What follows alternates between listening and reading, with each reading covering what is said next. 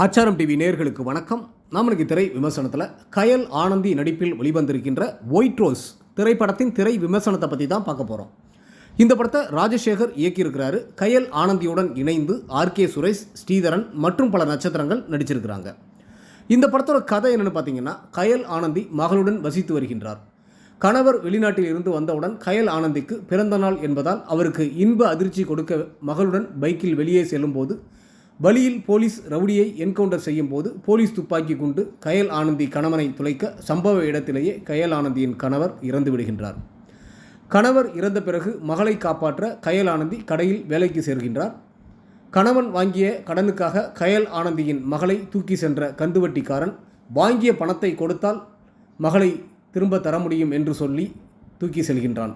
கந்துவட்டி கடனை அடைத்து மகளை மீட்க கால்கேர்ள் வேலைக்கு செல்ல முடிவெடுக்கின்றார் கயல் ஆனந்தி.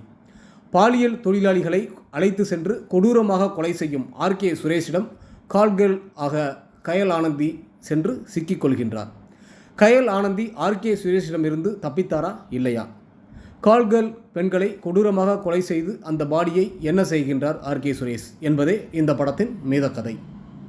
கதையின் நாயகியாக ஒரு குழந்தைக்கு அம்மாவாக கயல் ஆனந்தி அழுத்தமான கதாபாத்திரத்தில் நடித்திருப்பதோடு அவர் கொலையாளியிடம் சிக்கிக்கொண்டு தப்பிக்க போராடுவதை பயம் மற்றும் பதற்றத்தை தன் நடிப்பால் கடத்துகின்றார். சைக்கோ கொலையாளியாக நடித்திருக்கும் ஆர்கே சுரேஷ் வசனம் பேசாமல் வில்லனாக நல்ல நடிப்பை நிறைவாக கொடுத்திருக்கின்றார். இளம் வயது ஆர்கே சுரேஷாக நடித்திருக்கும் பரணியும் நன்றாக நடித்திருக்கின்றார். கயல் ஆனந்தியின் கணவராக நடித்திருக்கும் விஜித், காவல்துறை அதிகாரியாக நடித்திருக்கும் ரூசோ ஸ்ரீதரன், போலீஸ் இன்ஸ்பெக்டராக நடித்திருக்கும் சசிலயா, ரித்திகா சக்கரவர்த்தி, ஹசின், தரணி ரெட்டி என மற்ற வேடங்களில் நடித்திருப்பவர்களும் சிறப்பாக நடித்திருக்கிறார்கள். ஒளிப்பதிவாளர் வி இளையராஜாவின் ஒளிப்பதிவு படத்திற்கு பெரிய பலம். இசையமைப்பாளர் சுதர்சன் இசை ரசிக்க வைக்கின்றது. சைக்கோ கிரைம் த்ரில்லர் ஜானர் கதையை எல்லோரும் ரசிக்கும்படி சுவாரஸ்யமாக கொடுத்துள்ள இயக்குனர் ராஜசேகருக்கு பாராட்டுக்கள். ஒட்டுமொத்த படக்குழுவினருக்கும் ஆச்சாரம் டிவி சார்பாக வாழ்த்துக்கள்.